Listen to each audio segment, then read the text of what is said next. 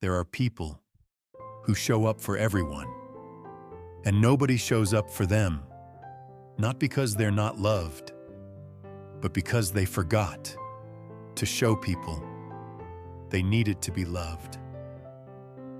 2. Her name was Claire, 33 years old, and if you needed someone, Claire was the one you called. Not because she was obligated, not because she didn't have her own life, but because she genuinely cared and people knew it.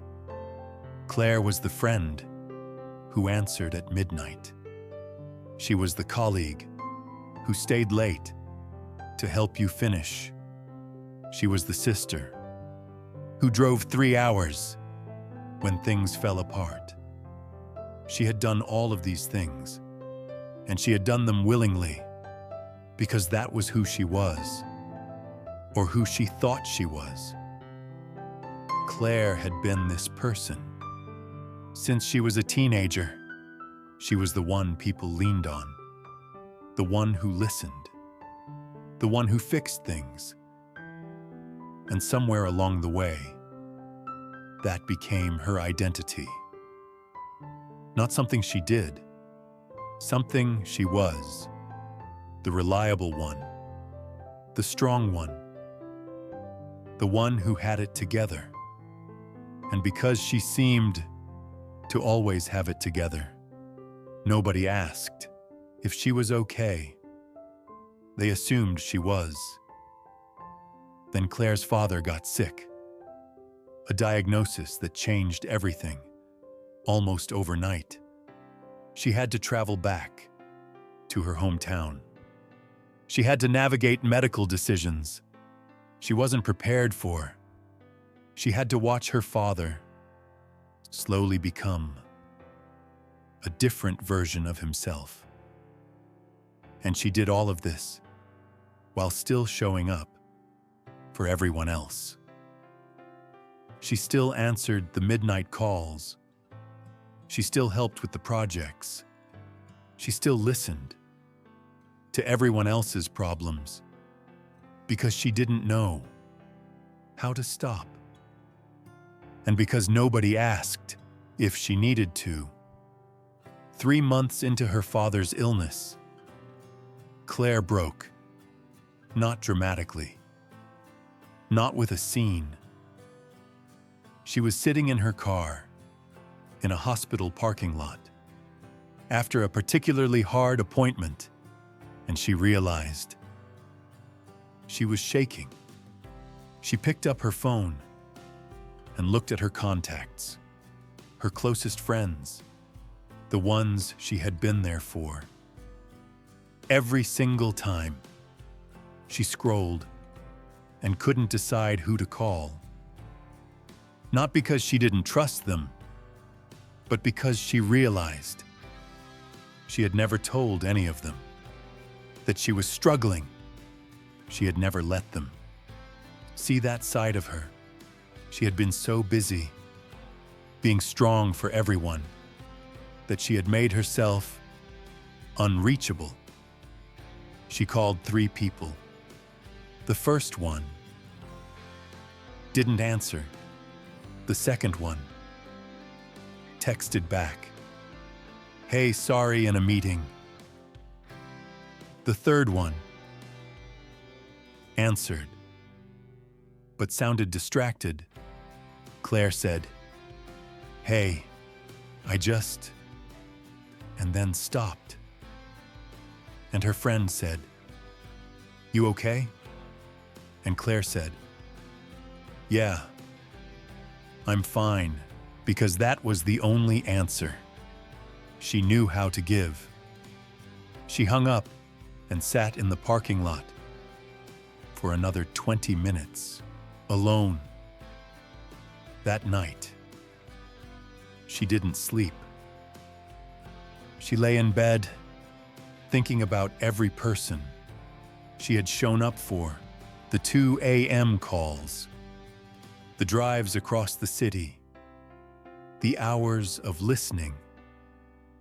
And she thought, If I called any of them right now, would they come? She didn't know, and that uncertainty was the loneliest feeling she had ever had. The next week, Claire went to therapy.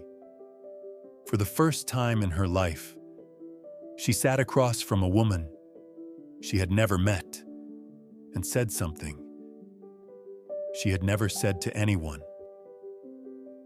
I don't know who to call when I'm the one who needs help. The therapist asked, have you ever told anyone that you were struggling? Claire thought about it. No, she said. Why not? Claire was quiet for a long moment. Because I thought that was my job, she said, to be the strong one. The therapist nodded. What if it wasn't? She asked. Claire went home and did something she had never done. She called her best friend Maya, and this time, when Maya asked, how are you? Claire didn't say fine. She said, I'm not okay, and I need someone to talk to. There was a pause. Then Maya said, I'll be there in 30 minutes. She was there in 20. Claire sat with Maya for 3 hours and talked, really talked, for the first time in years. And at the end of the night, Maya said something that Claire carried for a long time after. I didn't know you were going through this because you never let me see it. You always seemed so okay. I would have come sooner if you had just asked. Claire looked at her.